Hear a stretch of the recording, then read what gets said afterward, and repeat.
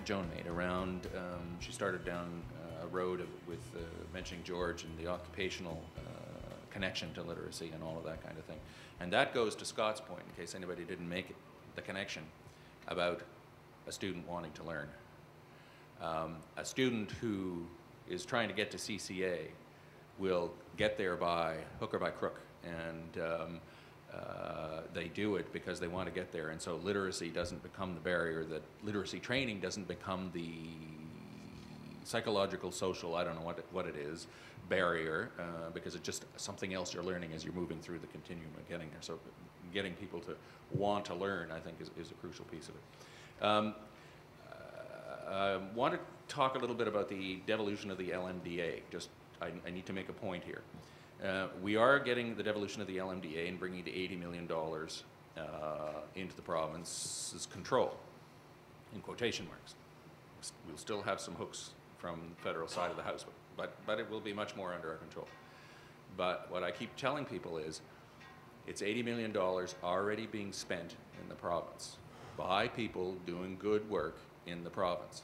So if we're going to make decisions to refocus the money, one glass is going to get a little bit emptier and another glass is going to get a little bit fuller. And people need to understand that that shift is going to occur. There's no increase in the amount of money coming. It's simply what's currently being spent being moved under a different set of administration. Having said that, Rick is quite right. Under the legislation, the federal government can take up to 0.8% of all contributions made by workers and the employers to put at ER Part 2 funding. They do not do that. They put 0.6 of a percent into the ER Part 2 funding. What does that mean? That differential for Nova Scotia is about $37 million annually. That's what it would mean if they moved that 0.2%. So when I hear Rick saying he's pushing them to get there, add your voices to that push, because that's a lot of bucks that we could, that would be new money that we could do new things and more different things with. Thanks. Thanks, Stu. Scott, do you have something you'd like to contribute? You've got a microphone on your... Yeah, it's, no, I turned it, I gave it back. You gave it back. Just, I'm going to predict the future. and start by agreeing there's no way that government in Nova Scotia or Canada are going to come up with $404 million or $18 billion. But they can figure out a clever way to create enough incentives for firms to invest their own money, in which case you're not looking at such big investments, whether they're tax incentives or other kinds of incentives. And the world is going to change in a nice way. I know lots of you in the room have suffered in the literacy industry with drive-by funding, and you spend most of your time begging for money. And the reason you've had to beg for money is employers haven't had to care. That's going to change. For the first time in 50 years, we're going to have a labor shortage, and we're going to have a skill shortage. And what happens when employers find themselves in that position is they go to the government and start making your case, because anything they can get out of government, they don't have to pay for themselves. So you're going to see a sea change in how willing governments are, because it isn't going to be us making the case, it's going to be employers making the case. And one little aside, it was just alluded at here. We spend $5,178 per person on health care annually. The data we have shows that we could drop health care expenditures by about 20% if we gave people level 3 literacy.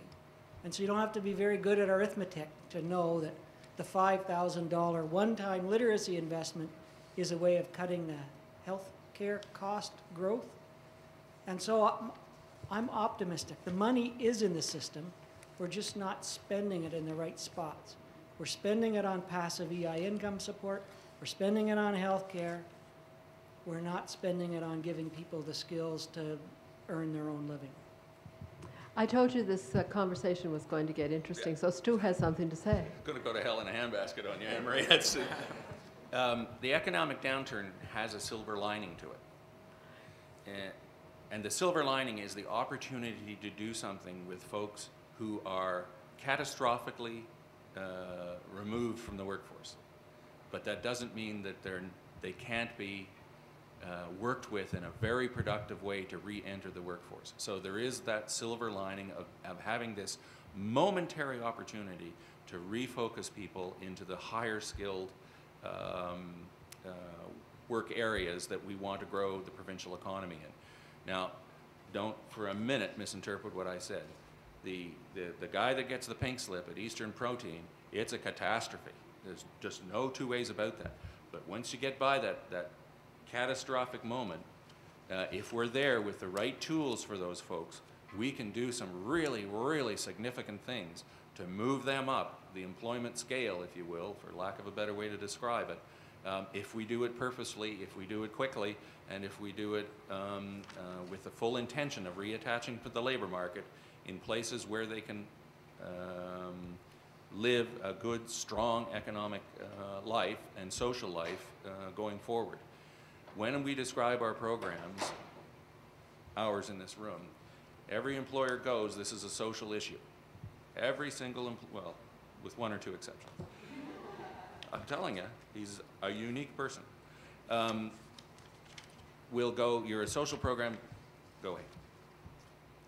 We're not a social program. We are an economic and a social program. We have equally as strong an impact on both sides of the house when we do the things that we do. We have an economic impact that Scott has done a very good job of describing today. And I'm telling you, if I put that in front of every provincial MLA,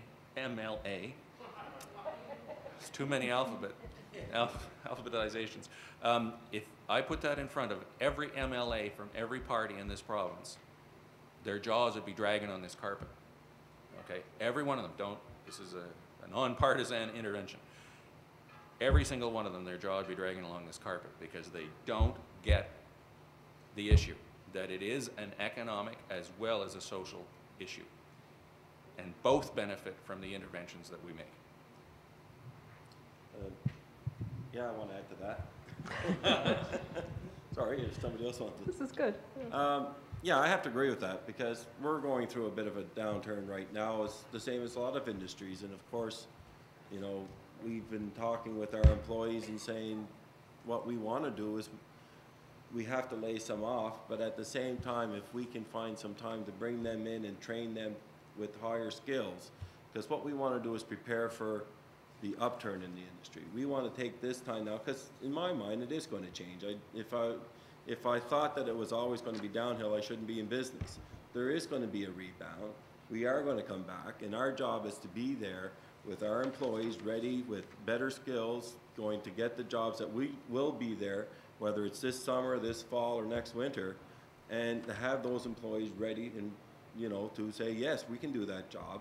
And whether it's in literacy or numeracy or more skills with the technical skills, you know, any of those things. So that's where we want to be. So this is a time, you know, that we have to regroup, but we should aim to regroup and come out of it stronger.